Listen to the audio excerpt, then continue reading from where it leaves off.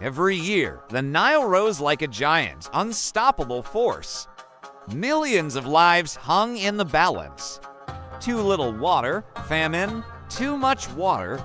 Cities destroyed, fields washed away. How did ancient Egypt survive this annual gamble? The answer lay in one extraordinary invention, the Nilometer. The Nilometer was no ordinary structure. It was a life-or-death instrument. A carefully measured stone column, a stairway descending into the river, or a deep well fed by a canal. Each cubit, each mark, was a message, a warning, a promise, a forecast.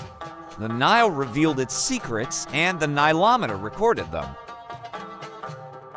Priests watched the water rise every day, their eyes fixed on each mark, their hands poised to record the readings. These measurements dictated the fate of farmers, the planning of harvests, and the taxes to be paid to the state. One misread measurement could mean disaster. A moderate inundation promised wealth. Too little, starvation. Too much, destruction. The Nilometer's influence went beyond agriculture.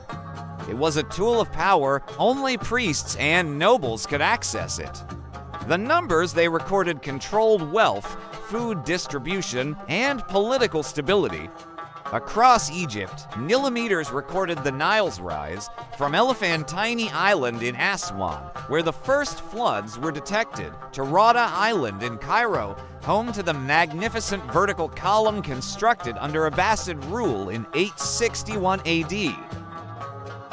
This technology was used for thousands of years, from the Pharaohs to the Romans, through the Rashidun, Umayyad, Abbasid, Tulunid, Mamluk, and Alawiya periods.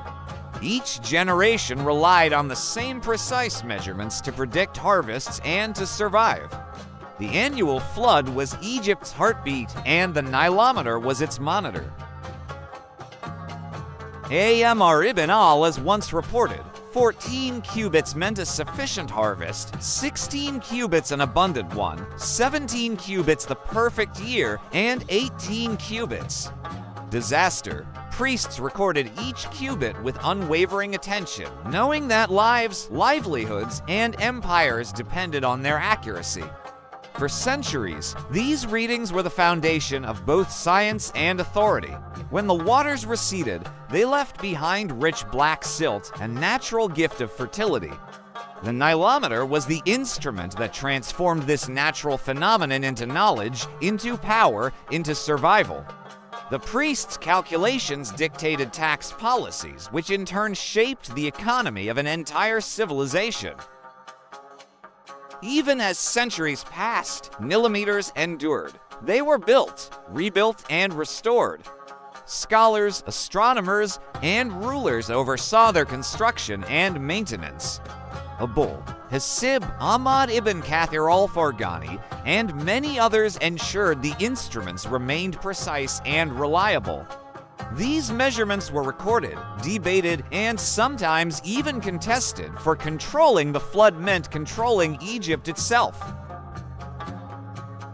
In the 20th century, the construction of the Aswan Dam finally tamed the Nile, ending the ancient cycle of floods. The Nilometer became obsolete, but its story remains. It is more than stone and water. It is the silent witness to human ingenuity, to civilization's resilience, and to the unyielding power of nature. Even today, standing before these ancient markers, one can almost hear the whispers of the Nile. Every cubit, every measurement, a story of survival, power, and knowledge that shaped one of history's greatest civilizations. The Nilometer is not just a relic.